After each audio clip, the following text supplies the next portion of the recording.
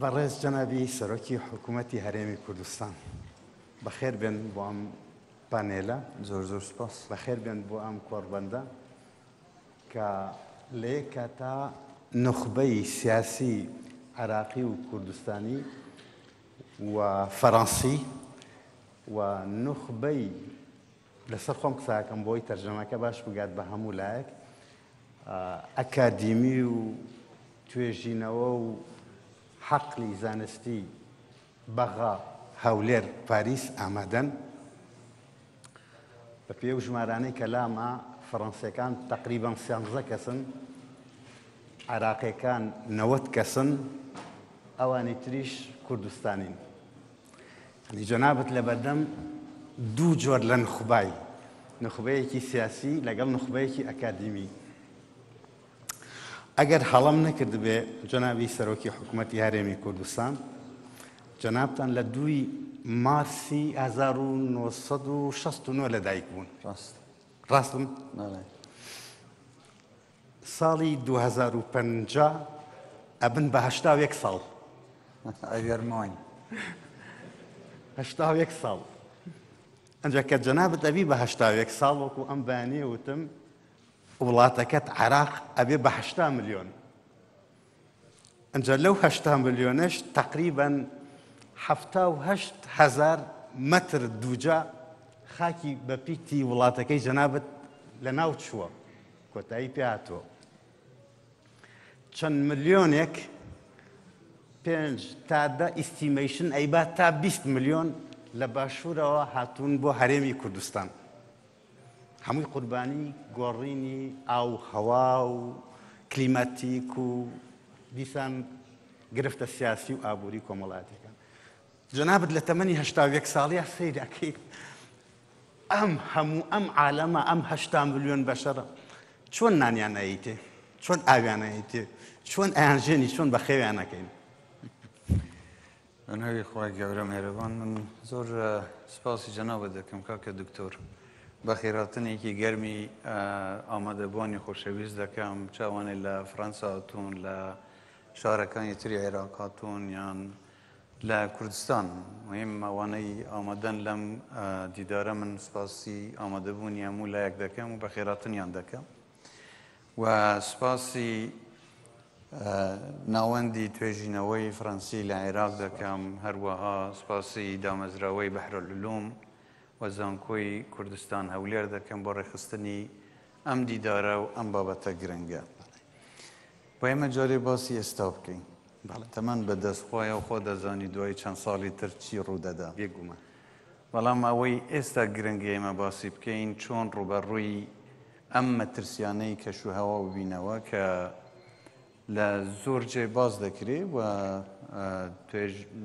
توێژینەوە هەیە، پسپۆرەکان باسی دەکەن کە ئەگەر چارەسەری گونجاو نەبێ لەوانەیە ببێ بە مەترسی بەسەر ناوچەیەک یانیش لەسەر خەڵکی ئەم ناوچانەی کە تێدا دەژین. من دەمەوێت لەوە دەست پێ بکەم کە مرۆڤ لە سەرەتای بوونیەوە هەوڵی داوە لە ژینگەیەکدا بژێت کە بتوانێت پێداویستی ژیانی تێدا بەرهەم بێنێت. خواردنە، ئاوە، بتوانێت لەو ژینگەیەدا بەردەوام بێت لە ژیان. ئەگەر ژینگەکە گونجاو نەبوو کۆچ دەکات بۆ شوێنێکی تر، هەوڵ دەدا بە دوای ئاو بگەڕێ، بە دوای خواردن بگەڕێ. ئێستا ئەوەی ئێمە دەیبینین ئەمە چەند ساڵێکە گۆڕانکاریەیەکی خێرا لە کەشوهەوادا هەیە و ژینگە بۆ زۆر خەڵک لە زۆر ناوچەکان ئەستەمە تێدا بژین. گۆڕانکاری دیموگرافی لە زۆر لەو ناوچانەدا ڕوویانداوە یان ڕوودەدەن ئەگەر چارەسەری خێرا بۆ ئەم جۆرە کێشانە نەدۆزرێتەوە. لێرەدا چارەسەرەکان چەند جۆرێک، یەکێکیان لەو ناوچەیە کە خۆت تێیدا ئەژیت چۆن بتانی پارێزگاری لەو سروشتە بکەیت کە گونجاو بێت بۆ ژیان تێیدا. کولتوری ژینگە پارێزی زۆر گرنگە. من ئەم بەیانیەش گوێم لە چەندین وتار بوو و بیستم کە ئەبێ وا بکەین و ئەبێ ئەم هەنگاوانە بگرینە بەر بەڵام لە هەمووی گرنگتر پێم وایە فەرهەنگی ژینگە پارێزیە. ئێمە چۆن پەروەردەی ژینگە پارێزی لە ناو کۆمەڵگەی خۆماندا پەرە پێ بدەین، چۆن مناڵ و گەنج یان خەڵکی تر بتوانن ئەو ژینگەیە کە هەیە بیپارێزن و تێکی نەدەن. و جگە لەوە هەوڵێەوە بدرێ لەو شوێنانەی کە کاریگەری نێگەتیڤ لەسەر ژینگەکە بووە، چۆن ئەگەر ئایا ئەمە دەکرێت چاکی بکەینەوە، مەسەلەن بە بیابانبوونە دارستانەکان لە ناوچوون، ئێمە چۆن بتوانین جارێکی تر دارستان بگەڕێنینەوە، چۆن بتوانین ژینگەیەکی گونجاو دروست بکەین بۆ ئەوەی خەڵک لە جیاتی ئەوەی وردە وردە کۆچ بکە لەو شوێنەیە کە هەیە بمێنێتەوە یانیش ڕووی تێ بکاتەوە. ئەمە کۆمەڵێک هۆکاری هەیە و کۆمەڵێک ڕێکاریش پێویستە لەلایەن دەستەڵاتەکانەوە لە نەکتەنیا لە ناوچەیەکی تایبەت بەڵکو لەسەر ئاستی جیهان ئەبێ ڕوبەڕووی ئەم جۆرە کێشانە بنەوە، چونکە بابەتی ژینگە شتێک نییە تایبەتمەند بێ بە ناوچەیەکی تایبەتەوە، لەوانەیە لە ناوچەیەکی تایبەت گرفت بۆ خەڵکانێک دروست بکە، بەڵام کۆچی ئەم خەڵکە دەتوانێت کێشە بۆ ناوچەیەکی تر دروست بکە. و ئەمە شتێکی تێکەڵە و ئەبێ چارەسەرێکی تێکەڵیش بۆی بدۆزرێتەوە. زۆر ڕاستە، زۆر ڕاستە. چەند پەیوەندی بە عێراقەوە هەیە، هەرێمی کوردستانەوە هەیە، ئەوەنە پەیوەندی بە عێراقەوە هەیە و گۆڕینی ئاو هەوا لە عێراقا پەیوەندی بە سووریا، بە تورکیا، بە ئێران و لە دەرەوە هەیە. بەڵام ئەگەر لەسەر ئاستی عێراق بمێنینەوە، جەنابی سەرۆکی حکوومەتی هەرێمی کوردستان، جەنابەت کۆمەڵی پرسیاری زۆر جوانت کرد، بەس جەنابەت لە مەرکەزی بڕیارایی، جەنابەت سەرۆکی حکوومەتی هەرێمی کوردستانەی بۆ نمونە ڕۆشنبیرێک ئەتوانێت بیر بکاتەوە، ڕۆشنبیرێک ئەتوانێت ئەو پرسیارانەی جەنابەت بکە، بەڵام ڕۆشنبیرێک ناتوانێت بڕیارەکانی جەنابەت بدا. ئێوە دوو حکوومەتن، حکوومەتێک لە بەغا، حکوومەتێک لە هەولێر، ئەرکی مێژوویتان لەسەر شانە. ئەگەر ئێستا ئێوە نەجوڵێن، ئێستا کار نەکەن نەوەکانی داهاتوو باژی قورسەدەن، ئێوەکو سەرۆکی دوو حکوومەت، حکوومەتی بەغا و حکوومەتی هەرێم، چی ئەکەن بۆ ئەوەی ڕێگا لەم کارە ساتە بگرن لە ئێستا و ئێرە؟ پرسیارێکی دروستە، هەروەک جەنابیشت باست کرد، توێژەر لەوانەیە مەترسیەکان بخاتە ڕوو، بەڵام لەسەر حکومڕان و دەوڵەتدارە بۆ ئەوەی وەکو دەستگایەکی جێبەجێکار کار لەسەر ئەم مەترسیانە بکە و ڕێکارە پێویستەکان بگرێتە بەر، نەک ئێستا. ئێمە لە هەرێمی کوردستان ماوەیەکی زۆرە هەستمان بەو مەترسیە کردووە و کاریشمان کردووە. بەڵێ. بۆ نمونە بابەتی دروستکردنی پۆند یان بەندا و بۆ گلدانەوەی ئاو، فیڕۆنەدانی ئاو، ژینەوەی دارستانەکان لە کوردستان هەنگاوی باشمان هاوێشتووە. لە ڕووی وزە ئەتوانم بڵێم کە کوردستان یەکەم شوێنە لە عێراق کە ئەو غازی بە فێڕۆدرا و ئێستا لە کوردستان وەرەگیرێتەوە لە هەندێک شوێن، لە هەندێک شوێن بەرنامەی ترمان هەیە کە هەموو ئەو غازە وەربگیرێتەوە بکرێتەوە بە وزە و بەکار بێتەوە لە جیاتی ئەوەی ژینگە پیس بکە یانیش بە خەسار بڕوە. لە کوردستان ئێمە هەندێک لەو هەنگاوانەمان هاوێشتووە. بەڵێ. و پێویستە شتی تریش بکەین، بەڵام زۆر لەوەش دەگەڕێتەوە بۆ ئەو ئیمکانیاتانەی کە لە بەردەست. پێویستە حکوومەتی فدرالی بە ئەرکی مێژووی خۆی هەستێت و ئەو ئیمکانیاتانەی کە لە بەردەستی حکوومەتی فدرالیە لەو شوێنانە تەرخان کات و بەرهێنانی تێدا بکە کە گونجاوە بۆ ژیاننەوەی سروشتی ناوچەکە. کوردستان گونجاوە لە زۆر ڕۆیەکەوە، دەکرێت زۆر بەندا و لە کوردستان دروست بکرێت، دەکرێت بابەتی ژینەوەی دارستان لە کوردستانەوە پەرەی پێ بدرێ و وردە وردە بەرەو شوێنەکانی تری عێراق بڕوا و هەروەها لە خودی ناوچەکانی تری عێراقیش پێویستە و بەرهێنانی زیاتر بکە. من گوێم لێ بووەوە باسی ڕقەمێکی زۆر گەورەتان کرد کە ئەبێ ئەو بڕەپارەیە تەرخان بکرێ، بەڵام ئەمە ضرورەتێکە، ئەبێ ئەو شتانە بکرێ بۆ ئەوەی خەڵک لە ناوچەیە کۆچ نەکە بۆ ناوچەکانی تر. لە هەرێمی کوردستان ئەوەی لەسەر ئێمە بووە کردومان، ئەمە ناڵێم ئێمە تەواو هەموو شتەکان کراوە، بەڵام هەنگاوی پێویست هاوێژراوە، ئەوەی لە بەردەستی ئێمە بووە کردومانە. ئەگەر ئیمکانی زیاتر هەبێ و هەماهەنگی و تێگەیشتنێکی باشتر لەگەڵ حکوومەتی فدرالی هەبێ، پێم وایە دەتوانین هەنگاوی زۆر باشتریش بۆ هاوێژین. جەنابی سەرۆکی حکوومەت، من جەنابەت ئەناسم چەندین جار دیالۆگمان بەیەکەوە کردووە جەنابێکێکی لەو کەسانەی حەزت زۆر لە تێوری نیە حەزت لە داتای فاکچوێڵە لە شتی کۆنکرێتیە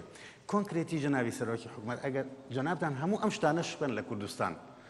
لە هەرێمی کوردستان بەڵام ئەگەر بێت و لە بەسرا نەکرێت ئەگەر لە نەجەف کەربەلا سەماوە لە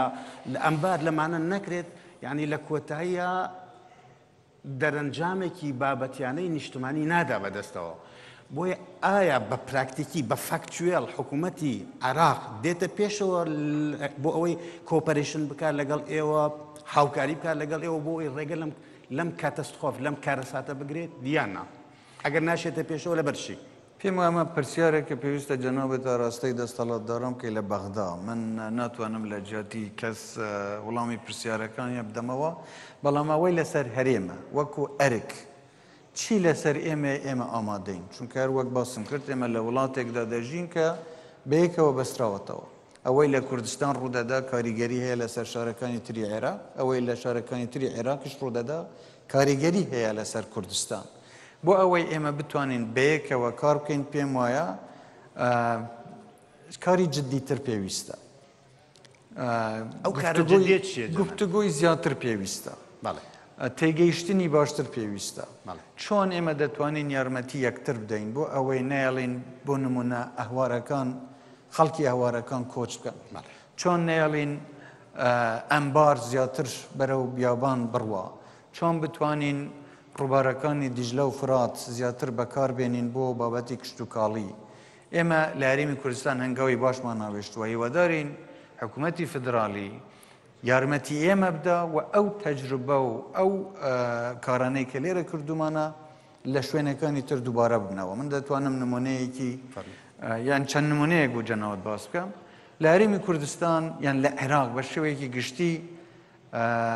احتیمادێکی زۆر لەسەر نەفت و غاز هەیە بۆ داهات و ئەمە لەوانەیە لە ماوەیە کۆتەی دێ دوای چەند دەهەیەکی تر کۆتەی دێ ئایا دوای ئەوە سەرچاوەی دەهات لە عێراق چی دەبێ ئایا سروشتەکەی گونجاوە بۆ ئەوەی ئێمە بیر لە سەرچاوی تر بکەینەوە بەڵێ کشت و کاڵ یەکێکە لەو شتانەی کە بێگومان دەکرێ و بەرهێنایی تێدا بکرێ و ببێ بە سەرچاوەیەکی گرنگ بۆ ئاسایشی خوراک بۆ عێراق و بۆ دەرەوەی عێراقش لە هەرێمی کوردستان ئێمە ئەم کارانەمان کردووە پەرەمان بە کشت و کاڵ داوە بۆ نمونە وەبەرهێنانی پەتاتە لە کوردستان 25,000 تان بوو پێش ئەم کابینەیە ئێمە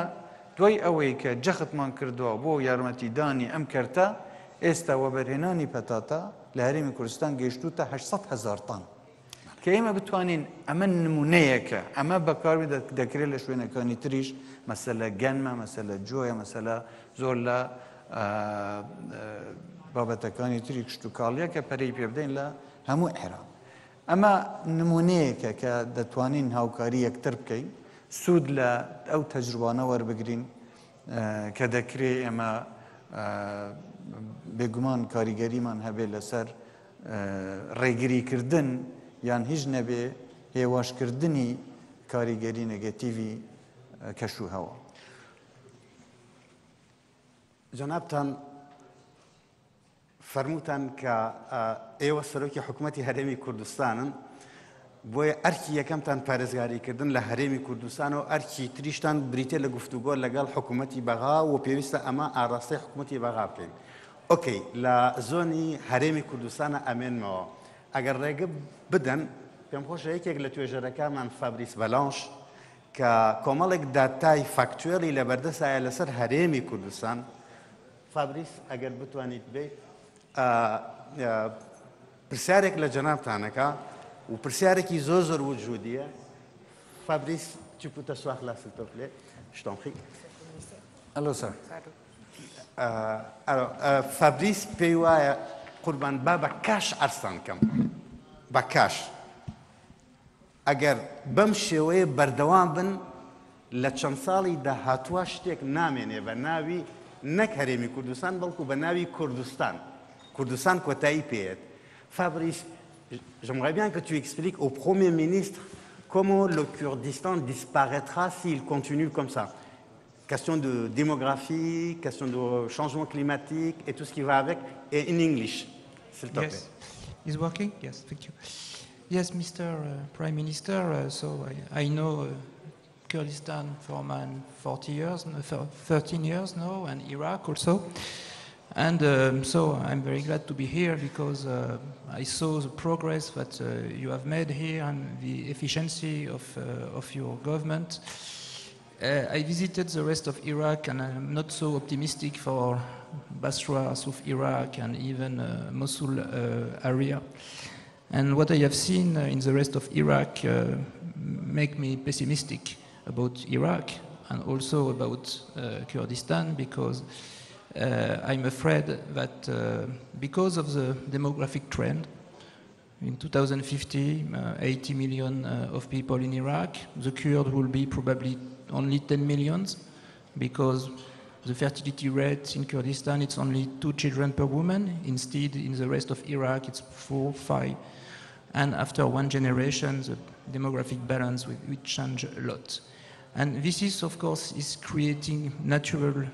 routes for massive migration from South and North Iraq to Kurdistan,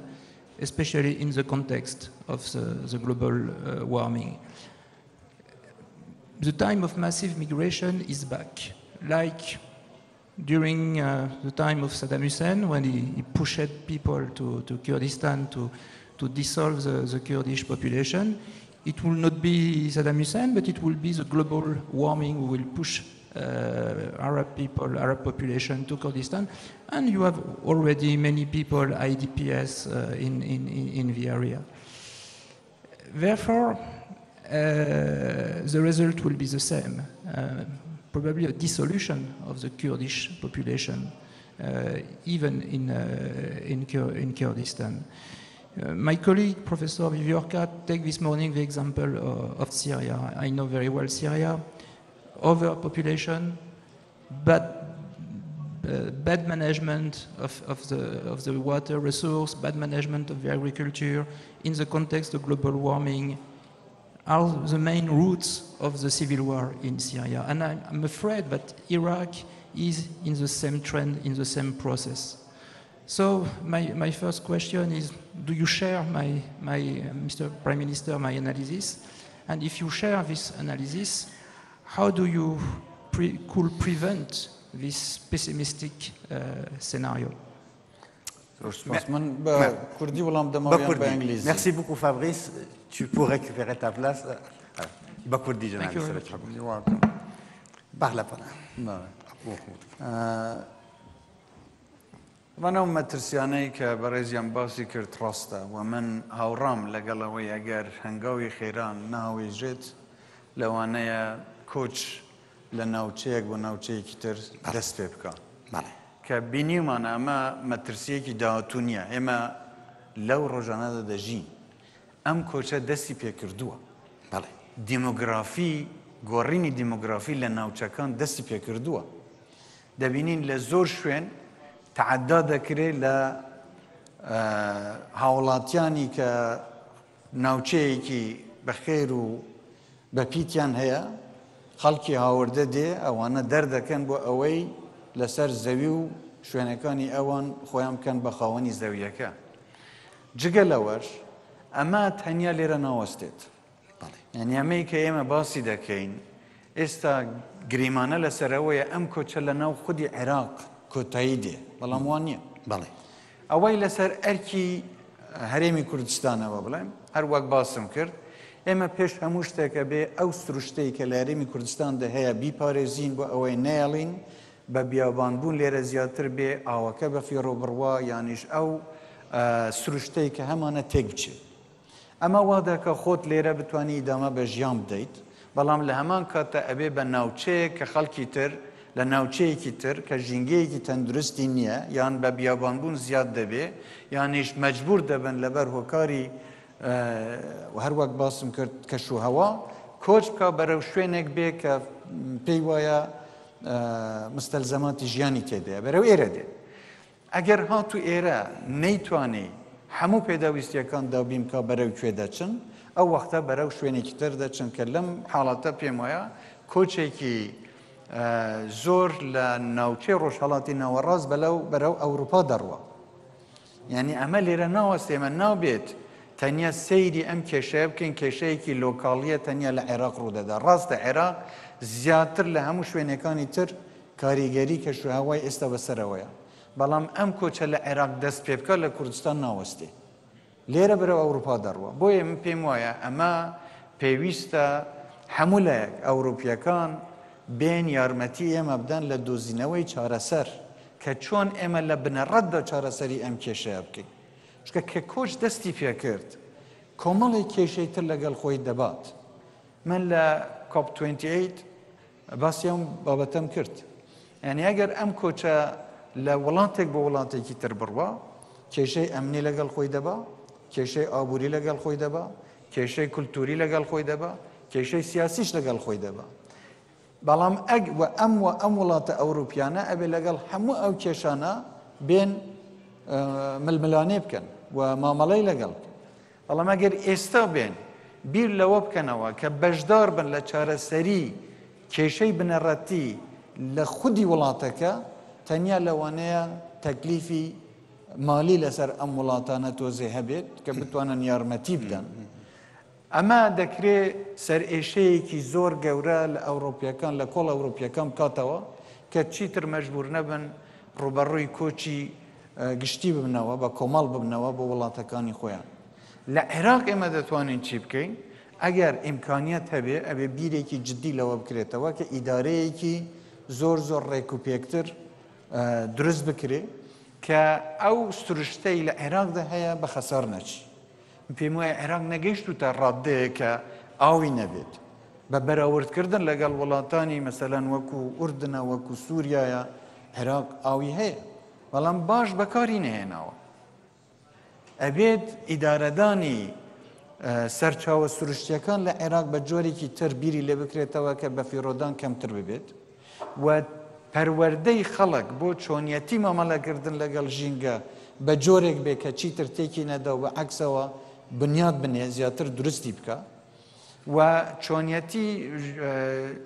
شێوازی ژیانکردن لە وڵاتانە ئەوێ بە جۆرێک بن کە ئیستفادە لە تەکنۆلۆژیای سەردەم بکرێت چۆن بتوانن بەو ئیمکانیەتەنەی بەردەستە پێداویستیەکانی خۆیان بەرهەم بێنن و لە ڕووی پەروەردەیشەوە هەروەکو باسیشتان کرد بابەتی زیادبوونی ژمارەی دانیشتوانی وڵاتەکەیە. ئەبێ بگونجێ لەگەڵ ئەم پێداویستیانەی کە ئەم ژینگەیە دەتوانێت بۆ دابینی بکە. بەڵێ ئۆکەی نەمیشتە و پرسیارە بکەم ئێستا، بەڵام مادەم جەنابتان وروژانتان بابیکەم. هەرچەند ئەمە بابەتێکی زۆر حەساسە. دکتۆر ئیبراهیم بەحرەلعولوم کە لە نەجەفەوەی ئەو چاکە زانێ بە تایبەتی بۆ ئەوان زۆر حەساسە، چەند شتێک نییە بە ناوی ئەوان و ئێمە لەم بوارە، چونکە هەمومان لە یەک کەشتیان. جەنابی سەرۆکی حکوومەت چۆن هاوڵاتێکی عێراقی قەناعەت پێ ئەەکەی کە 11 مناڵ ڕەنگە لە هەلومەرجشتی ئاوایە تۆزێک زۆر بێ، چۆن هاوڵاتێکی عێراقی کوردستانی کەمتر، چونکە لە کوردستانە ڕێژەی مناڵبوون لە هین دەرناچێت، ئەوەی کە ئێمە لە بەردەستمانەیە کوداتا لە 1.9 دەرناچێت، تقریبان لە نێوان ئیمارات و کۆیت و عەرەبی سعودیایە، بەڵام لە باشوور ڕێژەکە ئەگاتە 4.9 کە جەنابەت باسی پەروەردەت کرد. نەتەوە یەکگرتوەکان پێمانەڵەن ئەبێ نزیکەی زیاتر لە 570 ملیۆن دۆلار تەرخان بکرێ تەنها بۆ پەروەردەکردنی کولتوری عێراقی کە ڕێگە بەوە بدات تێ بگەێنێ 11 مناڵ ڕەنگە کەمێ تۆزە زۆر بێت، کەمێ تۆزە زۆر بێت. پرسیارەکەوە من چۆن قەنەعەت بکەم 13 مناڵ زۆرە؟ وەڵای ئەوە بە من ناکرێ کاکە. جەنابەت چی لێکرد؟ چۆن لە موقعی بەرپرسیارەتیە ئێستا بۆ نمونە من سەرۆکی ناوەندێکی توێژینەوەم، من هەرچی بەڵام تەنها تێوری بەرهەمێنم، بەڵام جەنابەت و محەممەد شیع سوودانی لە مەرکەزی بڕیاران، پارە لە دەستی ئێوایە، بڕیار لە دەستی ئێوایە، پرۆژە لە دەستی ئێوایە و مەسئولیەتە مێژوویەکەش لە دەستی سوودانی و جەنابتانایە کە لە نەجەف لە کەربەلا لە بەسرە. جەنابی سەرۆکی حکوومەت 11 مناڵ زۆرە، جاري من باڕاستی بکەمەوە پارەی لە بەردەست من نییە. ئێمە ئەبێ هەموو مانگێک شەڕ بکەین بۆ ئەوەی لە بەغدا بەشە بودجەی ئێمەمان بۆ بنێرن. بەڵام ئەوەی کە جەنابە باست کرد پێم وایە زۆر گرنگە من چونکە ئاماژەم پێدا ئەبێم بابەتی پەروەردە بکرێ بە بابەتێکی گرنگ بۆ تێگەیاندنی خەڵک کە مەسەلە تەنیا ئەوە نییە هەر ئایلەیەک چەند مناڵی هەبێ و ئەبێ بیر لە داهاتووی مناڵەکەش بکاتەوە. ئەگەر فەهمی خەڵک بۆ پەروەردەکردنی مناڵ تەواو نەبێ بیر لەوە ناکاتەوە چە مناڵی، بەڵام ئەگەر بیر لە بژێوی ژیانی خۆی بکاتەوە ئایا دەتوانێت ئەو مناڵە بە جۆرێک پەروەردە بکە کە بتوانێت هەموو پێداویستیەکانی ژیانی بۆ دابین بکە لە سەرەتاوە لە ڕووی ژیانەوە لە ڕووی خواردن و لە ڕووی پەروەردەکردن و لە ڕووی پێگەیاندن و لە ڕووی ئیمکانیاتی ڕۆژانەی ژیان بۆ ئەم مناڵە ئەگەر توانای ئەوەی هەیە بۆی دابینی بکە ئەو وەختە دەتوانێت زیاتر لەو نسبەیە مناڵی هەبێ کە لەوانەیە خەڵکێکی تر نەتوانێت. بەڵام ئەگەر ئەم ئیمکانیاتانەی نەبێ ئەم جۆرە بیرکردنەوەی نەبێ ئەبێ ئەو وەختە بیر لەوە بکاتەوە تەنیا ژمارەی ئایلەکەی خۆی ژمارەی بنەماڵەکەی خۆی بە جۆرێک کۆنتترۆل بکە کە بتوێت لە توانەی خۆی دەوێت بتوانێت بیژێنێت. ئەمە دەگەڕێتەوە سەر بابەتی پەروەردەکردن. ئەمە بە قسە ناکرێ بە ئەمریش ناکرێ ئەبێ لە قوتابخانەکانەوە خەڵک فێر بکرێ کە چۆن لەگەڵ ژینگە بژێت. بێگومان جەنابتان ویستم ئەو پرسیارە لەوێەوە دەست پێ بکەم، بەڵام ئەم بابەتە هاتە پێشەوە باسی ئەوەتان کرد کە ئیمیگریشن کۆچ تەنها مەترسی نییە لەسەر ئەمنی قەومی هەرێمی کوردستان، بەڵکو مەترسیشە لەسەر ئەوروپا وڵاتانی ڕۆژئاوا. بەدڵنیاییەوە 100% وایە بەتایبەتی لە ئێستاە من کە لە پاریسە ژیم لە ئەوروپا ژیم بزوتنەوە پۆپولیستەکان توانیویانە لە پرسی کۆچبەران حەڕەشەیەکی زۆر گەورە دروست بکەن کە هەموو کۆمەڵگا ئەوروپیەکان بترسێنن و کۆچبەر وەکو ئەژدیهایەک ببینن کە کۆمەڵگەکان قوتەدا. ئەمە بەشێکی ڕاستە، بەس بەشێکی تریشی بیناکردنی ئایدۆلۆژیە. ئەمەوێ بڵێم لە وڵاتە ئەوروپیەکانە جەنابی سەرۆکی حکوومەتی هەرێمی کوردستان ئەوان شتێکیان نییە بە ناوی فراژل ستەیت و ستەیت فراژل، یعنی دەوڵەتی لەرزۆک. ئەوان ژێرخانێکیان هەیە، ژێرخانێکی ئابووری، ژێرخانێکی کولتوری، ژێرخانێکی پەروەردەیی کە ڕێگەیان ئەدات تا ڕادەیەک هەرسی ئەم فینۆمینانە بکەن، ئەم دیاردانە بکەن. ئێوە لە هەرێمی کوردستان و لە عێراقیش هەرچەند ئەزانم پێت خۆشە کەمتر باسی لە عێراقی، بەڵام هەر ڕەبتە بێ بەیەکەوە. چ ئەکەن بۆ ئەوەی ژێرخان بۆ کۆمەڵگاکەتان دروست بکەن بۆ ئەوەی لە قۆناقی فڕێژل ستەیت بێتە دەرەوە، دەوڵەتی لەرزۆک بێتە دەرەوە، توانای ئەوەی هەبێ کە ڕوبەڕووی گۆڕینی کەشوهەوا، ڕوبەڕووی قەیرانە گەورەکان، قەیرانی ئابووری، ڕوبەڕووی قەیرانی بۆ نمونە دابەزینی نرخی نەوت کارەساتی گەورە دروست نەبێ. چی ئەکەن بۆ ئەمە؟ ینی دروستکردنی ژێرخانێکی بەهێزی ئابووری لە هەر وڵاتێکدا پێویستە بۆ ئەوەی تۆ بتوانیت پێشکەوتن لە وڵاتەدا دروست بکەیت. پێم وایە سێ کوچکەی حکومڕانی لە هەر وڵاتێکدا سێ شتن: بابەتی ئابووریە، استقراری سیاسیە و ئەمنیەت، دابینکردنی ئاسایش. هەر یەکێک لەمانە کێشەی تێبکەوێت ئەم وڵاتە لەرزۆک دەبێت و کێشەی تێدەکەوێت. ئێمە لە هەرێمی کوردستان هەوڵمان داوە کە هەرێمی کوردستان سەرەڕای ئەوەی لە ناوچەیەکی زۆر قەیراناویدا ژیاوە و مەترسی یەکجار زۆری لەسەر هەبووە، بەڵام ناوچەیەکی سەقامگیر بێ لە ڕووی ئەمنیەوە. و سوپاسی هەموو ئەو پێشمەرگە و هێزە ناوخۆیەکان دەکەم کە بە شەو و ڕۆژ خەریکی ئەوە بوون ئەو ئەمنیەتە بۆ وڵات و بۆ خەڵکی کوردستان دابین بکەن. لە لایەکی ترەوە ئێمە هەوڵمان داوە ژێرخانێکی ئابووری بەهێز لە کوردستان دروست بکەین، چونکە ژێرخانی ئابووری وا دەکا خەڵک پابەند بێ بە بنیاتنان، بە ئایندە، بەوەی کە بیر لە چاکردن بکە، نەک خراپکردن و تێکدان. و ئەمە هەردووکیان یارمەتی دەردەبن بۆ دروستبوونی کەشێکی سەقامگیری سیاسی لەم وڵاتەدا. ئەوەی کە جەنەوە باز دەکەی لە وڵاتانی ئەوروپی وڵاتانی کە مؤسساتین و ژێرخانیان هەیە چونکە لەسەر ئەم سێ کوچکە کاری تاویان کردووە. ئێمە لە عێراق لە ڕۆژهەڵاتی ناوەڕاست لە هەرێمی کوردستان بە شێوەیەکی تایبەت کە بەرپرسیارەتیەکی ڕاستەوخۆی ئێمەیە ئەبێ لەسەر ئەمە کار بکەین و کاهشمان کردووە. زۆر شتمان کردووە بۆ نمونە بۆ دروستکردنی ژێرخانی ئابووری هەر وەک باسم کرد بە فرەچەشنکردنیان هەمە جۆرکردنی سەرچاوەکانی دەهات تەنیا ئێمە احتیمال لەسەر نەوت نەکەین یان تەنیا غاز نەبێ ئێمە بتوانین کشت و کاڵیش وەکو سەرچاوەیەکی دەهات بەکاربێنین ئێمە بتوانین ینی کارگەمان هەبێ یان پیشەسازی لە کوردستان پەرەی پێ بدەین حتا بابەتی توریزم لە هێنانی خەڵک بۆ سەردانکردن و ببێ بە سەرچاوەیەکی داهات بۆ ئێرە ئەگەر تۆ ئابوووریەکی بەهێزت هەبوو ئەو وەختە دەتوانی بێگومان کاریگەریت لەسەر ژیانی ڕۆژانەی خەڵک زیاتر باشتر بیر دەکاتەوە بیر لە ئیستقراری سیاسی دەکاتەوە ئەمانە هەمووی بەیەکەوە بەسراونەتەوە لەگەڵ حکوومەتی فدرالی هیوادارم ئێمە بتوانین بگەینە ئەو فەهمە مشتەرەکە کە هەموو شت بە چاوی سیاسی تەماشا نەکرێ هەموو شت بە سیاسی نەکرێ ئەگەر هەرێمی کوردستان ئەتوانێت هەنگاوی باش بهاوێژێت لە ڕووی دروستکردنی ژێرخانێکی ئابووری بەهێز ئەمە بە مەترسی نەزانێت ئەمە بە عەکسەوە بە پشتیوانیەکی بەهێز بە وڵاتەکە بزانێت پشتیوان بێت لەوەی کە هەرێمی کوردستان بەرەو استقرارێکی ئابووری بەهێز دەڕوە یعنی من نمونەیەک بۆ باس بکەم ئێمە لە کوردستان هەوڵی ئەومان داوە کە گرنگی بە سیستمی یان دیجیتالکردنی سیستمی ئابووری هەرێمی کوردستان بدەین چکە ئەمە هەنگاوی چۆن خۆی مانیفێستەکە جەنابی سەرۆکی بەڵێ چۆن خۆی مانیفێستەکە بریتێ لە چی بە دیجیتالکردنی بە دیجیتالکردنی سیستمی بانکی لە هەرێمی کوردستان بە دیجیتالکردنی خەدەماتی ینی حکوومەت لەگەڵ هاوڵاتی جێبەجێکردنی ئەو پێداویستیانەیە کە خەڵکە کەمکردنی ڕوتین زیادکردنی خەدەمات ئەمانە هەمووی کاریگەریان هەیە لەسەر شێوازی پێشخستنی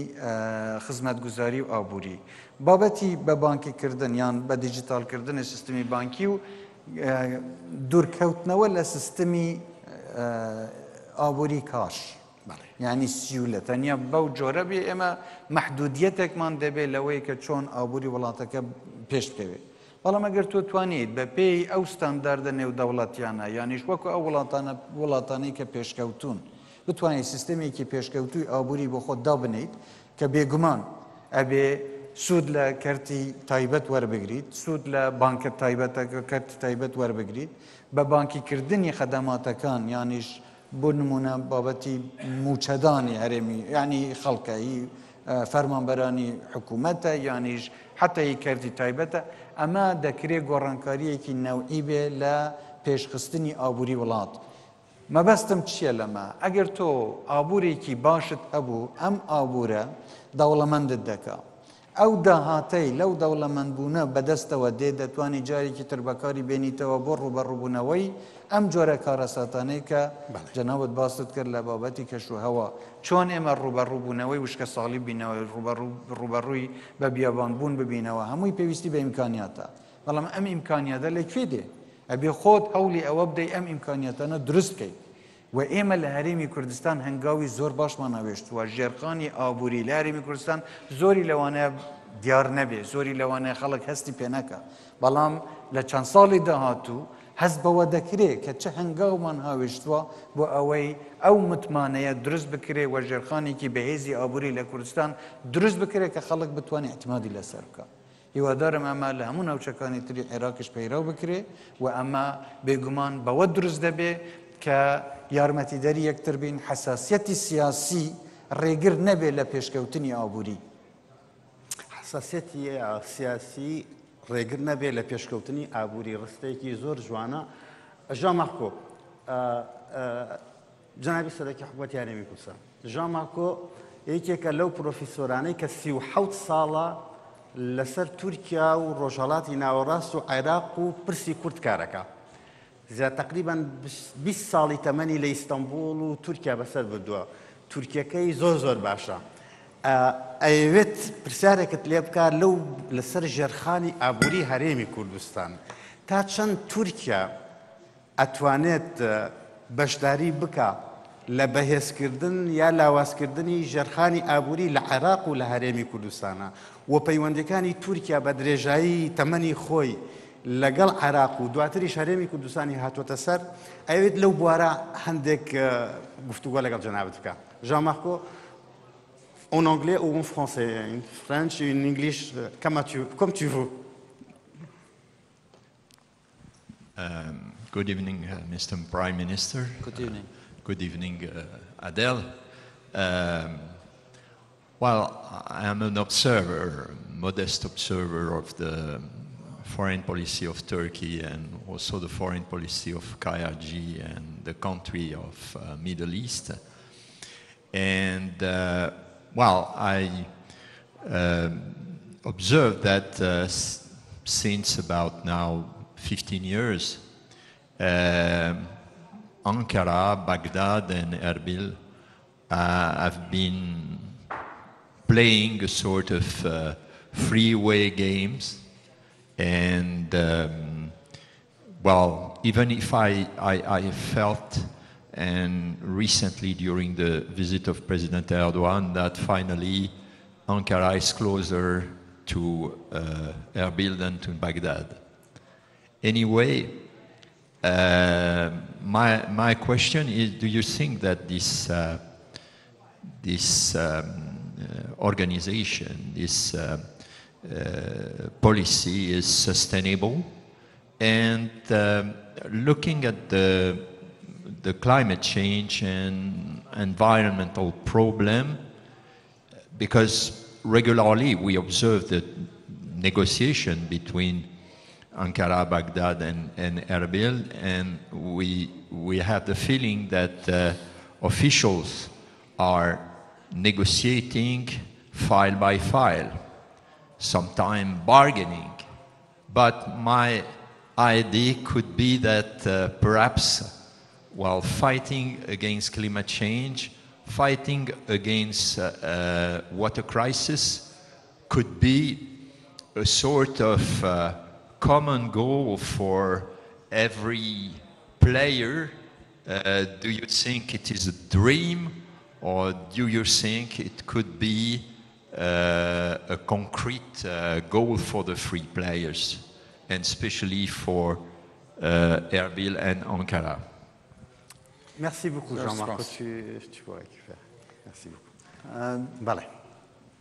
هەرێمی کوردستان پێی خۆش بێیان نا ئەبێ لە چوارچێوەی سیاسەتی نێودەوڵەتیدا مامەلە لەگەڵ جیرانەکانی عێراق بکە. Bale. تورکیا دراوسەیەکی بەهێزی عێراقە و بەرژەوەندی هاوبەش لە بینی تورکیا و عێراقدا زۆرە. کوردستانیش وەکو بەشێک لە عێراق بەرژەوەندی زۆری لەگەڵ تورکیا هەیە. لەوانەیە یەکێک لە هۆکارەکانی ئەوەی کە تورکیا پەیوەندی بەهێزتری لەگەڵ هەرێمی کوردستان هەبووە ئەو کەشە گونجاوە بووە بۆ بزنس. هەرێمی کوردستان ئارامتر بووە، ئاسانتر بووە کە کاری تێدا بکرێ و کۆمپانیای تورکی بە ڕێژەیەکی زۆر زیاتر و بەرهێنانیان لە هەرێمی کوردستاندا کردووە. بەڵام معنای ئەوە نییە کە تورکیا ڕەغبەتی نەبێ لە شوێنەکانی تری عێراق ئەوەی من تێبگەم و بەرهێنان بکە. و ئەم سەردانانەی کە دەکرێن لە بینی هەردوو وڵاتیش بۆ ئەوەیە کە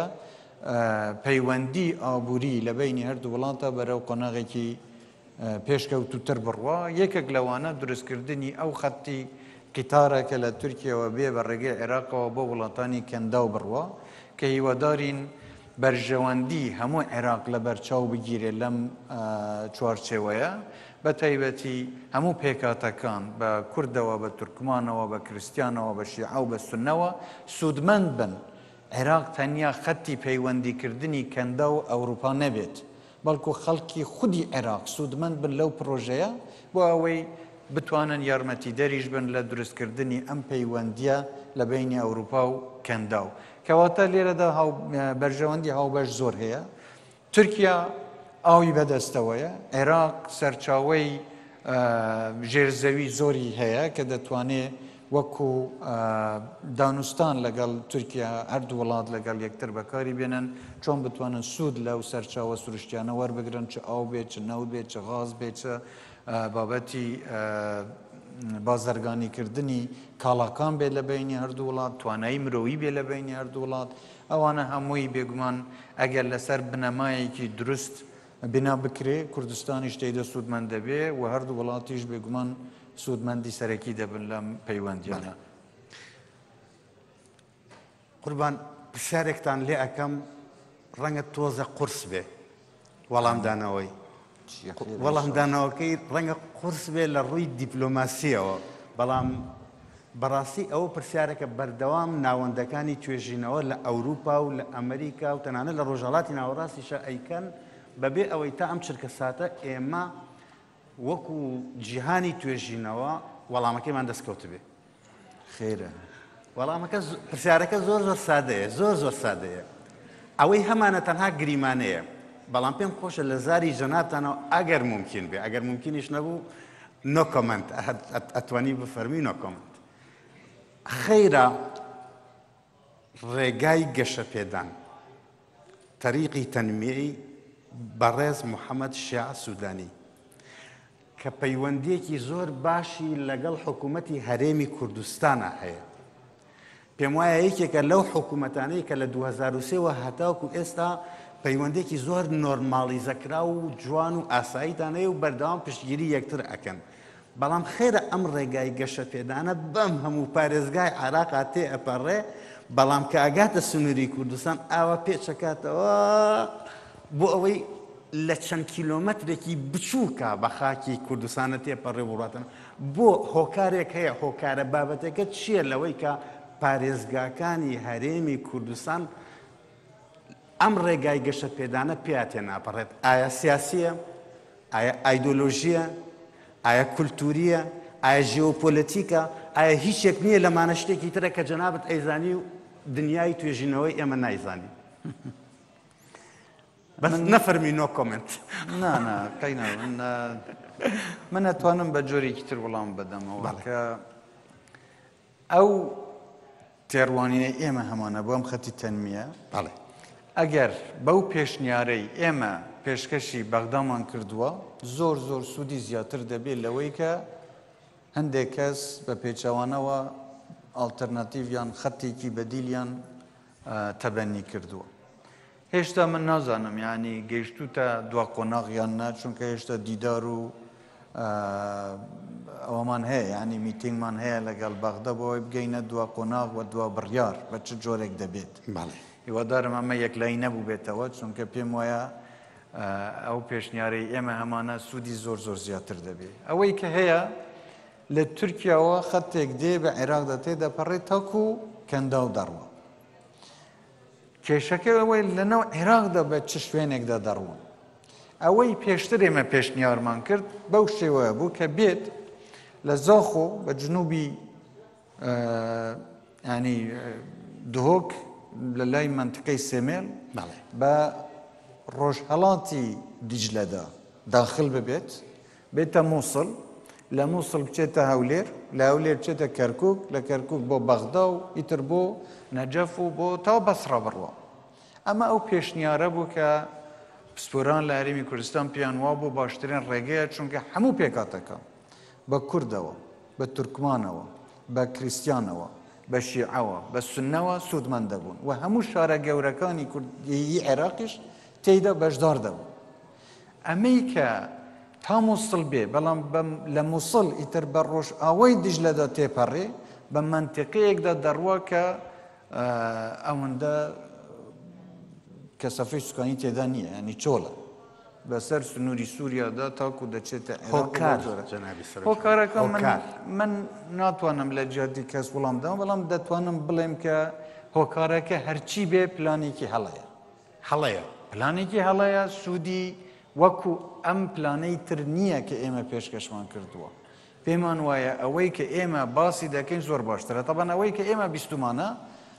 ئەو کەسانەی کە پرۆژەکەیان پێشکەش کردووە وایان تێگەیاندووە لە جەنابی سەرۆک وەزیران بە حساب ئەم پرۆژەیە ئەگەر بەو جۆرە بێ ئەرزانترە چونکە شاخی تێدایە و جسری تێدایە و ڕووباری تێدایە و گردی تێدایە و کلفەی زۆر زیاترە ئەگەر بە ڕۆژهەڵاتی دیژلەدا بڕوە ئەوەی ناوچەکەی بینی بێ دەزانێت کە ئەمە ڕاست نییە با بچن درەسەیەکی مەیدانی بکەن بزانن بە ڕۆژهەڵات و ڕۆژاوای دیژلەدا کامەی کلفەی کەمترە ئەگەر بابەت مەسەلەی ئابووری بێ کە کامەی کلفەی کەمترە با بێن لەسەر ئەو بابەتە دراسە بکرێ بزانن چۆن و سوودی پرۆژەکە چۆن دەبێ ئەگەر بابەتەکە ئابووری نەبێ ئەو وەختە جەنابەت لێکدانەوەت ڕاستە کە کەواتە بابەتەکە بێ سیاسی بێ ئەگینا بە چ جۆرێک تۆ پرۆژەیەک تەبەنی دەکەی کە ئەزانی سوودی ئابووری بەم جۆرە زۆر باشترە لەوەی تر بەڵام هەمدیسان دەچی ئەوەی تر هەڵا بژێری کەواتە ئەبێ بابەتەکە سیاسی بێت هیوادارم وانە بێت هیوادارم هێشتا ئەمە نەگەیشت بێتە قۆناغی کۆتایی و ئێمە دیسان لەگەڵ بەرپرسان لە بەغدا لەگەڵ خودی سەرۆکوەزیران قسە دەکەین و هەوڵ دەدەین و ئەوەی ئەو بیرروبووچوونەی خۆمان بخەینە ڕوو کە ئەم پرۆژەیە تەنمیەکەی بۆ وڵاتانی دەرەوەی عێراق نییە بۆ ئەوەی هەموو عێراقی دەسوودمەند بێ پێمان وایە ئەم پرۆژەیە ئێمە پێشکەشمان کردووە لە خزمەتی هەموو خەڵکی عێراقدا دەبێت. ئۆکەی ئەوەی کە من لە وەڵامەکەی جەنابەت وەریەگرم یەکەم ئەوەیە کە تا ئێستا ئێوە ئەمەم نەمانزانیوە دەرنەکەوتووە بەڕاستی نەبوو میدیا نەبوو ناوەندەکانی توێژینەوە کە گفتوگۆ هەیە لە نێوان ئەوە حەقا بەخاڵ بنووسێ گفتوگۆ هەیە لە نێوان هەولێر و بەغا لەسەر ئەم پرۆژەیە ئەوە زانیارێکی گرنگە بۆ دیراسەکردن دووهەم ئەوەی کە تێگەیشتم ئەوەیە کە هیچ شتێ نەگەیشتم لەوەی کە ئایا سیاسیە یا ئابووری چونکە لای جەنابیشتان ڕوون نییە ئەبێت چاوەڕێ بکرێ بەڵام ئەمە وام لێکە ئەم پرسیارە کوشندەترە بکەم لەوەی پێشوو ئایا هەموو ئەمانە وا لە جەنابتان ناکە وەکو هەرسێک پێکاتەکە پێکاتەی کورد پێکاتەی شیعە پێکاتەی سونە لە عێراقا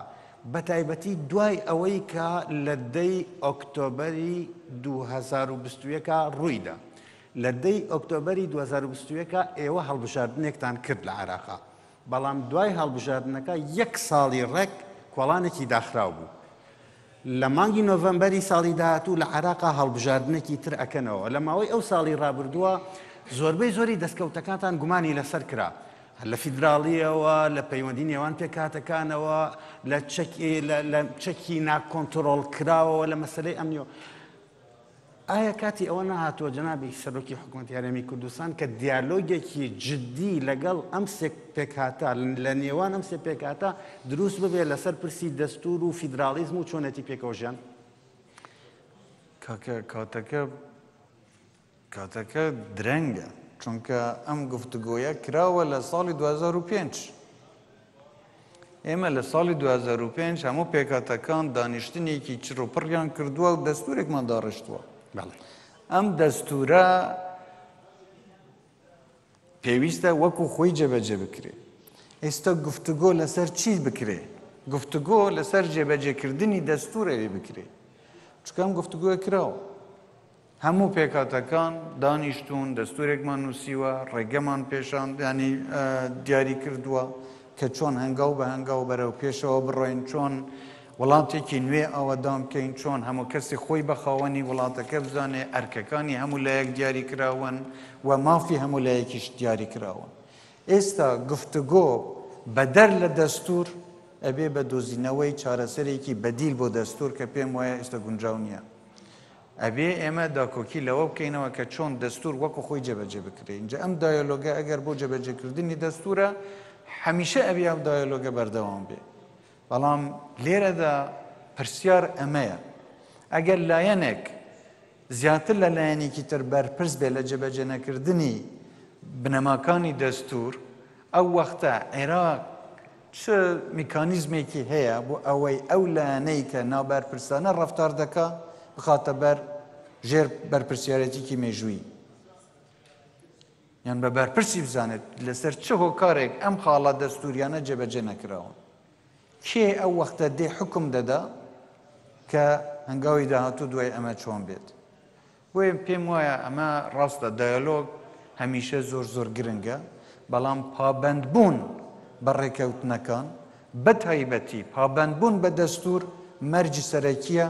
بۆ ڕزگارکردنی عێراق لەم قۆناغا و لە قۆناغەکانی داهاتووشدا. ئۆکەی بام پرسیارەکە بخەمە ئاستێکی تر لە 2003 بۆ 2005 کورد و شیعە و سوننا عێراقی نوێیان دروست کرد. شیعە حەقی شیعە بەسەر عێراقی نوێەوە زیاتر نییە لە حەقی کورد. حەقی کورد بەسەر عێراقی نوێەوە زیاتر نییە لە حەقی سوننا و بە پێچەوانەکەشەوە بۆ سوننا. واتە هەرسیانتان بەیەکەوە وەکو یەک حەقتان لەسەر عێراق هەیە. ئایا هەست ناکەن لە 10 ساڵی ڕابردووە لە 2003 بۆ 2012 کە ئامادەیەکی بەهێزتان لە بەغا هەبوو نەشیعە وەکو پێویست هەژمونی ئەکرد بەسەر کوردان نە کورد بەسەر سوننا هەرچەند دۆخی سونە جۆرێکی تر بوو یعنی جۆرێک لە تەوازون ڕاگیرا بوو بەس لە 10 ساڵی ڕابردووە هەست بەوە ناکەن کە فەراغێکی کوردی لە بەغا بە شێوەیەک دروست بووە کە کۆمینۆتەیەک کە پێکهاتەیەک هەژمون بکە و خۆی بکە بە خاوەنی بەغا و پێکهاتەکەی تر بە میوان لە بەغا بزانێ بڵێ وەرنەوە بۆ بەغا. جارێ ئەم دیدارە دیداری کەشوهەوا بوو جەنابەت کردت بە سیاسی. بەڵام من وەڵام دەدەمەوە. ئێمە پێمان وایە هەموو هاوڵاتیەک لە عێراق مافی یەکسانی هاوڵاتی هەیە. کورد بێ، شیعە بێ، سوننە بێ، تورکمان بێ، کریستیان بێ، هەر کەسێک بێ ئەبێ مافێکی یەکسانی هاوڵاتی بوونی هەبێت. کاتێک مافی نەتەوەیەک یان پێکاتەیەک پێشێل کرا یان کاتێک بەشێک لە پێکاتەکە یان پێکاتەی عێراق خۆی بە گەورەتر زانی و مافی لایەنەکانی تری چاوساندەوە یان پێشێلی کرد ئەو وەختە کێشە دروست دەبێت. دوورکەوتنەوەی کورد لە بەغدا بە ڕەغبەتی کورد نەبووە. بە شێوەیەکی سیستماتیکی کورد لە بەغدا دوورخرایەوە نەک کورد خۆی ویستە بێت دوورخرایەوە ئەوە نەبووە کورد خۆی ویست بێت دوورکەوێت. بەڵام دیسانیش لەوانەیە من ناڵێم هەموو یعنی هەموو ئۆباڵەکە ئەخکرێتە سەر لایەنێک لەوانەیە کوردیش هەڵی هەبوو بێت لەوانەیە کوردیش وەکو پێویست بەرگری لە مافەکانی خۆی نەکرد بێت. بەڵام دەکرا ئێستاش من دەڵێم ئێمە بین سەیری هەڵەکان بکەین سەیری ئەو هەنگاوانە بکەین کە چۆن عێراقیان بە ڕێڕەوێکی هەڵەدا برد لەسەر ئەوە باس بکەین لەوانەیە نەگەینە ئەنجام. بەڵام پێم وایە باشتر وایە ئێمە بیر لە چارەسەر بکەینەوە چۆن بتوانین ئەم گرفتانە چارە بکەینەوە. یەکەم شت ئەبێ متمانە بگەڕێتەوە متمانە بۆ هەموو پێکاتەکانی عێراق بگەڕێتەوە کە مافی یەکسان بۆ هەموو هاوڵاتیەک هەیە جیا لەوەی تۆ لە چ نەتەوەیەکی یان چ دینێکت هەیە ئەبێ مافی یەکسانی هاوڵاتی بوونت پارێزراو بێت. ئەم متمانەیە بۆ شیعە بۆ سوننا بۆ کورد بۆ هەموو پێکاتەکانی تر ئەبێ هەبێت. ئەمەش بە چی دەکرێت بەوەی کە زەمانەت بەو کەسە بدرێ کە مافی دەستوری تۆ پارێزراوە و پێشێلکراو نییە. بەڵام هەر کاتێک دەستور بۆ بە بەڵگەیەک کە بە ئەختیاری خۆم بە حەزی خۆم ویستم تەعاملی لەگەڵ بکەم کامەی لە بەرژەوەندی منە جێبەجێ بکەم کامەی لە بەرژەوەندی من نییە بیخەمە لایەکەوە ئەم بێمتمانەیە زیاتر دەبێت. بۆیە پێم وایە ئەو دیالۆگی کە جەنابەت باست کرد بۆ گەڕانەوەی متمانە لەسەر مافە دەستوریەکانی هەموو پێکاتەکان ئەبێ بەردەوام بێت. ئەبێ ئێمە بتوانین بینە و متمانەیە دروست بکەین. هیچ یەکێک لە ئێمە مافێکی زیاتری لەوەی تر نییە وەکو پێکاتە وەکو هاوڵاتی. اینجا لەمە دەتوانین ئێمە زۆر لەو گرفتانە چارەسەر بکەین. بەڵام ئێستا پێم وایە ئەم بێمتمانەیە هەیە. ئێمە زۆر جار باسییامان کردووە کە مێژووی عێراق پڕ بووە لە کێشە و گرفت لە پێکدادان و ناخۆشی لە کارەسات و ترسێک هەیە ترس هەیە. ئێمە ناتوانین ئینکاری ئەوە بکەین کە ترس لە دووبارە بوونەوەی ئەم جۆرە کارەساتانە هەیە. چۆن ئەم ترسە بڕەوێتەوە ئێمە چۆن متمانە بگەڕێنینەوە ئەبێ شتێک هەبێ زەمانەتی وجودی ئێمە بکەوە زەمانەتی داهاتوویەکی سەقامگیر بۆ چ پێکاتە چ کیان چ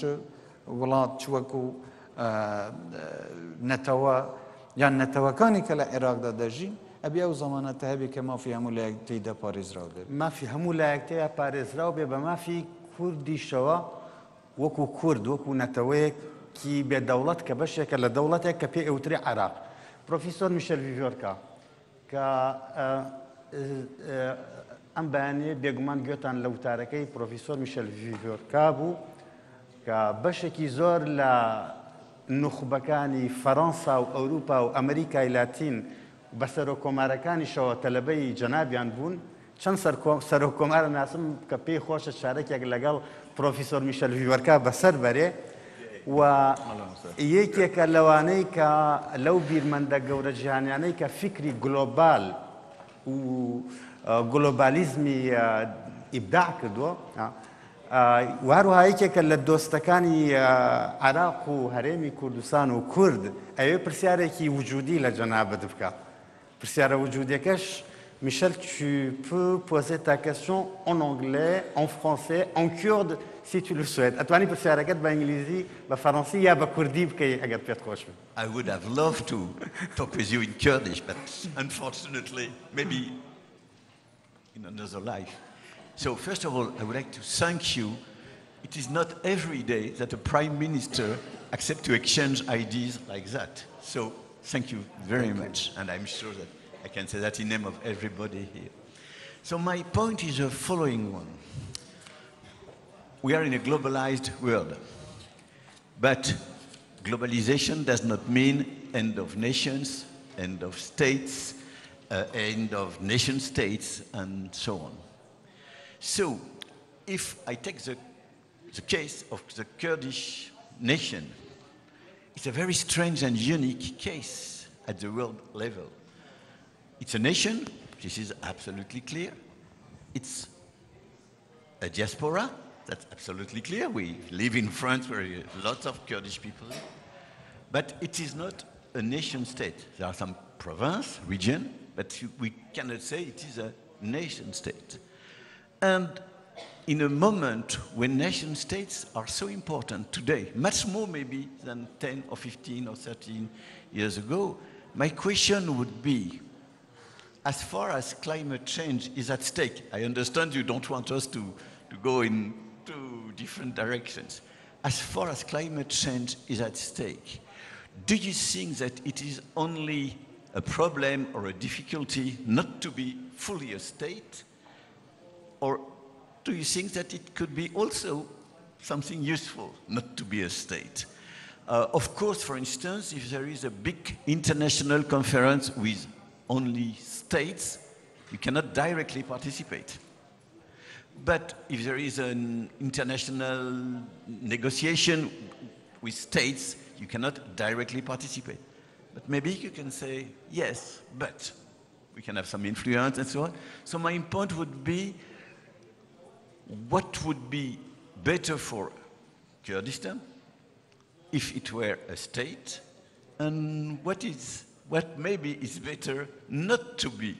a state? Thank you. Thank you very much. Merci if it is not too highly political. Merci Michel.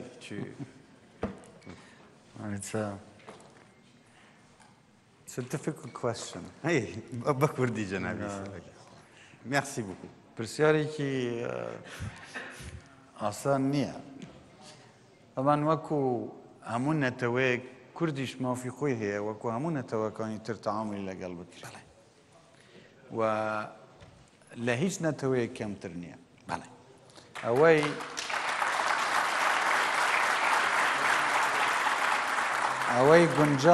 ئەوەی گونجاوە بۆ نەتەوەیەکی تر ئەبێ بۆ کوردیش گونجاو بێت.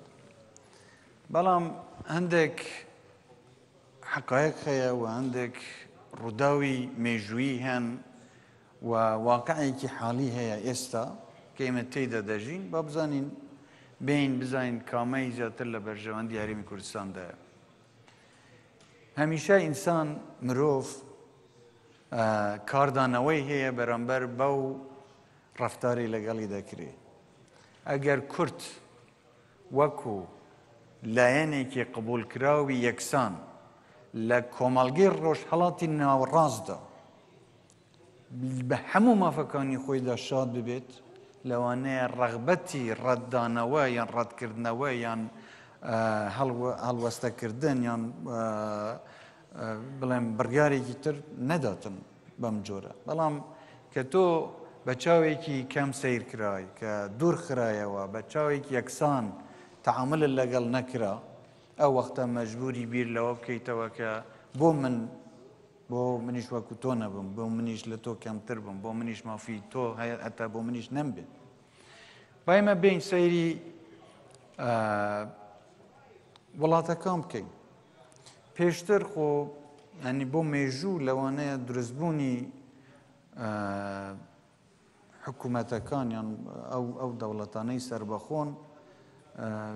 شتێکی ئەوەندە کۆن نییە بەڵام دوای ئەوەی کە ڕوویدا بە سەیری ئەوروپا بکەین ئەوروپا هات اتحادی ئەوروپی دروست بوو لەسەر بنەمای بەرژەوەندی کەواتە ئێمە دەتوانین لەسەر بنەمای بەرژەوەندی لەگەڵ یەکتر بژین بەبێ ئەوەی ئێمە بین یەکتر ڕەت بکەینەوە یان بەبێ ئەوە بین ینی ئیلا پێداگیری بکەین لەسەر ئەوەی کە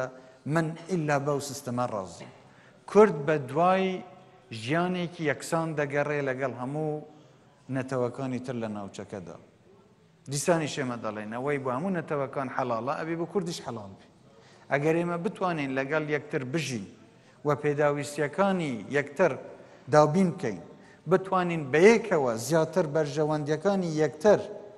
بەرەو پێشەوە بین ئەو وەختە پێم وایە بە قەنەعەتەوە کورد دەیەوێت لەگەڵ نەتەوەکانی تر بژی بەڵام ئەگەر قبول نەکرا ئەگەر دایمەن پاڵنرا بۆ لایەک و لە ئاستێکی تر تەعامل لەگەڵ کورد کرا ئەمە ئەم پرسیارە بۆ من نییە من وەڵام دەمەوە ئەمە هەر تاکێکی کورد لە ناخی خۆی وەڵامی ئەو پرسیارە لە کاتی خۆی دەداتەوە ئەبێت تەعامل لەگەڵ کورد بکرێ کە نەتەوەیەکی یەکسانە لەگەڵ هەموو نەتەوەکانی تر لە ناوچەکە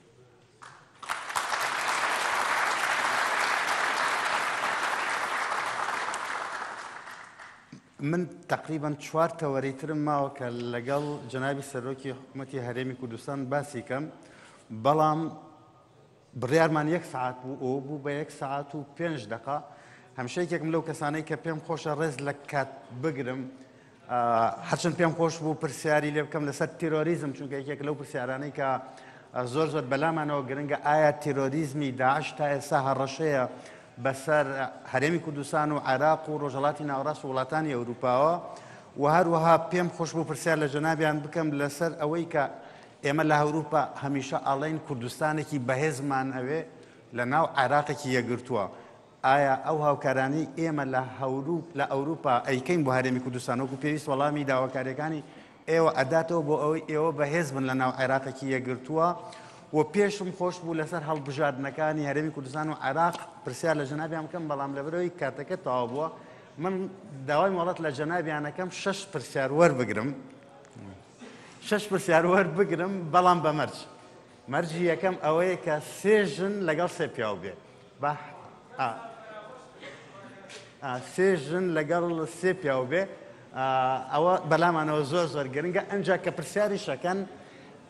پرسیارەکە گوتار نییە پرسیاری محەدەتە بیزەبت پرسیارەکە هەر چییە هەر چۆنە لە جەنابی سەرۆکی حکوومەتی هەرێمی کوردستان یەکەن ئەویش وەڵامتان دەداتەوە خانم بەڕێز فەرموو ڕیزی سێهەم یەکەم خانم لێرە ئەگەر مایکرۆفۆنەکەی بانی بەس تکە ئەکەم ئەگەر بتوانی خۆت بناسێنی خوێندکاری مامۆستای زانکۆی فەرمانبەری السلام عليكم نوفي ما اسمه كريم أجزم كودو كما قطبية باش كيميائي ما مرحلة 4 وهرو أصل سارو كو شابتر أمريكان كيميكال سوسايتي العراقي كوافي كمين شابتر العراقي خرين فاتكي بس يورم أوا بس هكا بس هنك بيشك كيرنجي بتر بدينا أفا دروجة زاد في مؤتمر ده همي اعتماد وسر هندك وعلى أساس تركيا وفينا بردات وأوف ما مشكلة أوفيت هانو بندا وشكان أسوأكي كيميائي أبش ما هكا هنك بتر اهتمام بدنا باقش كرنا أوفي ويست واتر تريتمنت مهابيت أو أوفا مصاري أدي أو جرخانة ومدت أو بيز بيد مثلا هكا بتر باقش كانوا أو قالك ما باشتري شكل ألمانيا هندي أو في باقش كان يعني جبارة تبع خارن هكا بس هنك اهتمام دان في سكتري از قالك باقش حاله اوكي پرسیار نییە ئەمە پرسیار کۆمنتە و زۆر سپاس من باسم کرد گوتم جگەل لەوەی کە ئێمە پێویستە لە یەکەم قسەکانم گوتم ئەبێ ژینگە بپارێزین پاراستنی ژینگەیەکێک لەوانە ئەوەیە کە چۆن ئێمە سوود لە ئاو وەربگرین و بە هەدەری نەدەین زۆر سپاس اوكي ام ڕیزە یەکێک پرسیاری کرد ئەگەر ڕێگەم بدەن با تۆزێ دادپەروەر بم لە دەبەشکردنەکە باشە ئەو ڕیزەی ئەو لا فەرموو بەڕێستان بەڵ فەرموو تۆ چونکە ناوەکەت نازانم لەبەرەوە ئەگەر خۆت ناسەنی هەستی سەر بێ بەکایە بە کوردیەکی پارا و پێت ئەڵێن It'll be in English, I'm afraid. In English, okay. پرسیارکە okay. Lawina Trushi from London, Labour Friends of Kurdistan region. Your Excellency Prime Minister, in the wake of your recent discussions with His Majesty King Charles at COP28, how are you utilising your climate initiatives as geopolitical leverage to aid vulnerable communities in the Kurdistan region? Are these actions leading to improved trade terms, enhanced financial aid, or favourable policy concessions for them? Thank you. Thank you.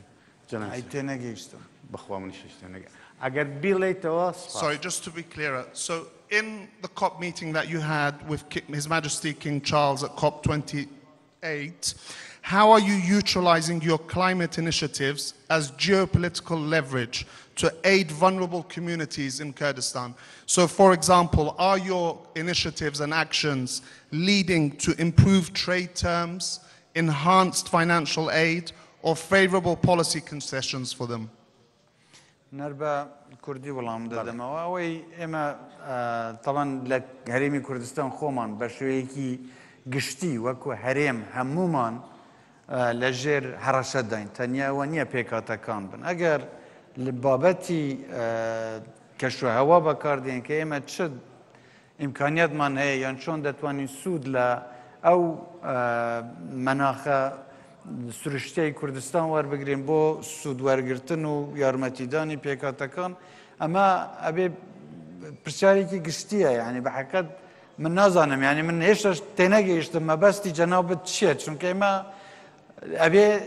جارێ بۆ هەرێمی کوردستان بتوانین سوود لەو کەش و ئەوەیە وەربگرین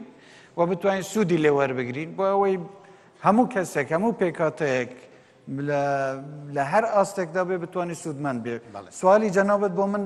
بەڕاستی زۆر وازەح نییە ئەگەر جەنابەت دەتەوێت تۆزێ بە تەحدیدتر پرسیارەکە بکەی من ئامادەم بەڵێ زۆر سوپاس تازە ئەلەوە پرسیار لێرە بە خانمێک چونکە سەرەی خانمێکە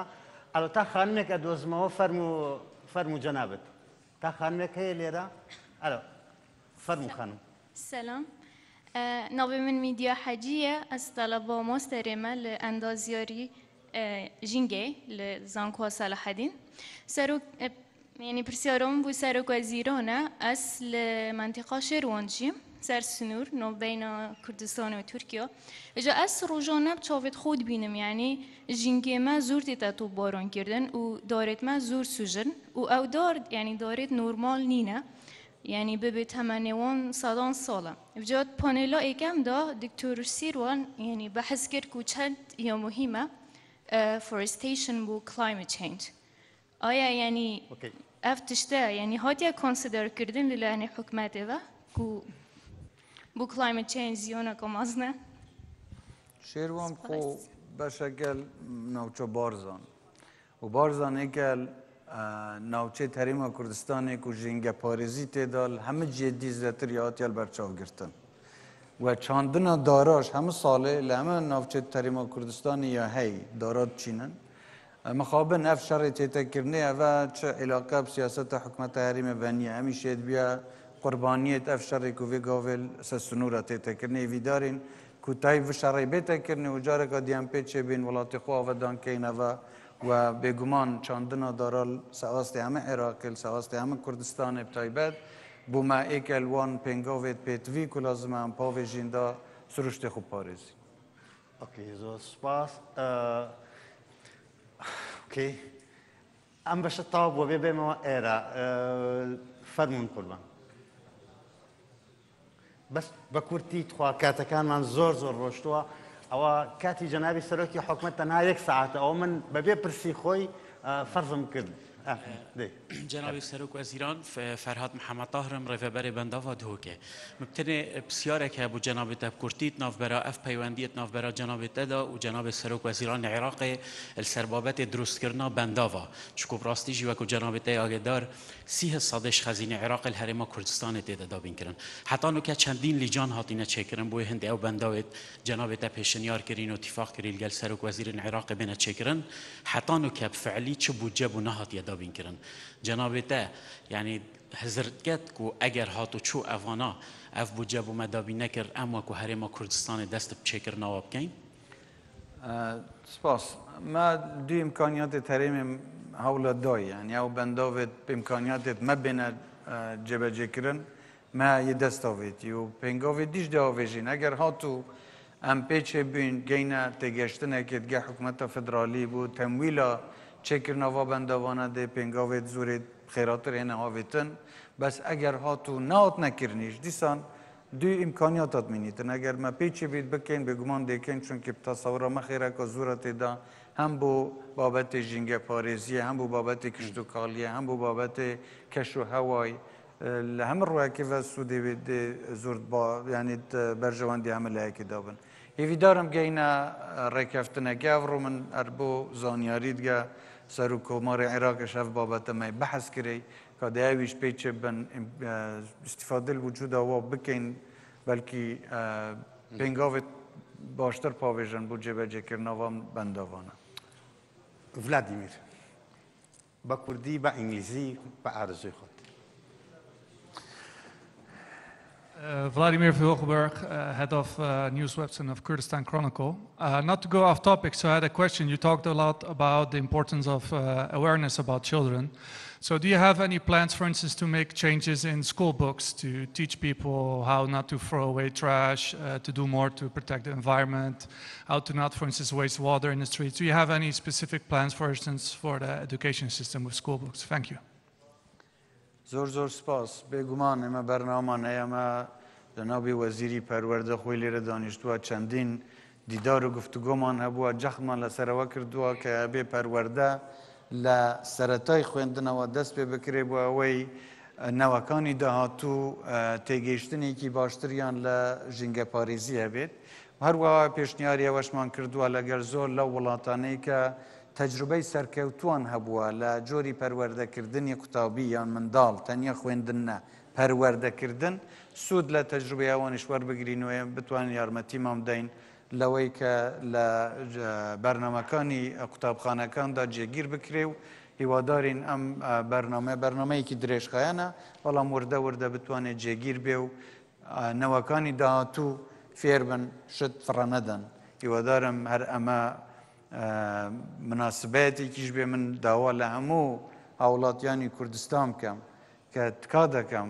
جینگی کردستان به مالی خودم بزنن پیسی نکن تیکی مدن اما اولادیه که تیدا در جین پیوستان پیدا بیتوا یوادارم اگر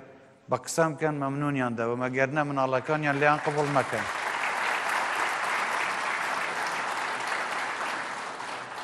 اوكي تواب وإيرة آخر برسال لبي فرمو برزم فرمو بس تخوا برسالك محدد جنابي سروكي حكومة أزانم التزاماتي هي أو أصلا لوتي في فرمو أو شش برسالة ورقرين بي فرمون برز سروك وزيران براكياني برسالكي من لسر فولو أبي أو بابتي كوتشي كتو باسكر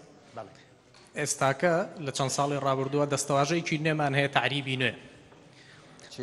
نوێ لێرە باس دەکرێت ئەوەی کە هەیە بەڕای ئێوە تعریبی نوێیە ئەگەر وایە چۆن مامەڵەی لەگەڵاکەن ئەگەر واژ نییە ئەمەی کە لە ناوەندەکان لە توێژەرەکان لە ناوەندەکانی زانکۆ باسەکرێ ئەمەیان چییە؟ باشە سپاس فەرموو من ئاماژەم دا لە قسەکانم بەوەی کە هەوڵی داگیرکردنی زەوی بە پێت دەکرێ ئەم ناوی هەرچی لێ بنەی کارێکی هەڵەیە ئایا ئەمە ئیدامەی سیاسەتی ڕژێمی ڕووخاوە یانیش ئەمە کەم تەرخەمیە لە جێبەجێکردنی مادەی 140 کە تایبەتمەندە بە ناوچە دابڕێنراوەکان یان کێشە لەسەرەکان وەکو باز دەکرێن ئەمە بابەتێکی دەستوریە و یەکێکە لەو خاڵە گرنگانەی کە پێم وایە زۆر زۆر ضرورە و چەندین جاریش قسەی پێویست لەسەر کراوە لەگەڵ سەرۆکوەزیران لەگەڵ دەسەڵاتدارانی تر لە حکوومەتی فدرالی قسەمان کردووە لەسەرەوەی کە پێویستە مافی هەموو هاوڵاتیەک پارێزراو بێ و هیچ نەتەوەیەک یان بەشێک نەتوانێت بە زۆر خۆی بسەپێنێت بەسەر ناوچەیەکی تر لەوانەیە دەستەڵات کاتی بێ لە ماوەیەک ئەم دەستەڵاتە بتوانێت خۆی بسەپێنێ بەڵام دوای ماوەیەکی تر کاردانەوە دەبێت ڕەتفعل دەبێت و ئەمە یارمەتی سەقامگیری وڵاتەکە نادا هیوادارم ئەمە ئەم پەیامە چ لەم کۆنفرانسە چ لە بۆنەکانی تر وەکو خۆی بگات و ئێمە لە ڕێگەی فەرمیشەوە لەگەڵ دەسەڵاتدارانی حکوومەتی فدرالی قسەی پێویستمان کردووە و ئەوەی کۆتایی بەم جۆرە ڕەفتارانەی کە هەیە بکرێت. جەنابی سەرۆکی حکوومەتی هەرێمی کوردستان هەموو ئەگەر دەرفەت ببێت دڵنیام کەسێک نییە لە هۆڵەکە نەیەوێ پرسیار بکە بەڵام بەداخەوە کاتەکان کە من ئەو 20 دقەش کە زیادمان کرد تەسەوری ئەوە بکەن بۆ سەرۆکوەزیرانێک 20 دقە چەند زۆرە لەسەر ئەجەندەکەی ئەوە بە زۆر لە ئەجەندەکەی دەرمێنا بۆ هەموو کەسێک قسە بکە ئەمەوێ بڵێم ببورن تکایە ڕێگەم بدەن بەڕاستی بە ناوی ناوەندی فەڕەنسی بۆ توێژینەوە لەسەر عراق بە ناوی UKH بە ناوی موسسەی بەحری علوم زۆر زۆر سوپاسی جەنابی سەرۆکی حکوومەتی هەرێمی کوردستان بکەم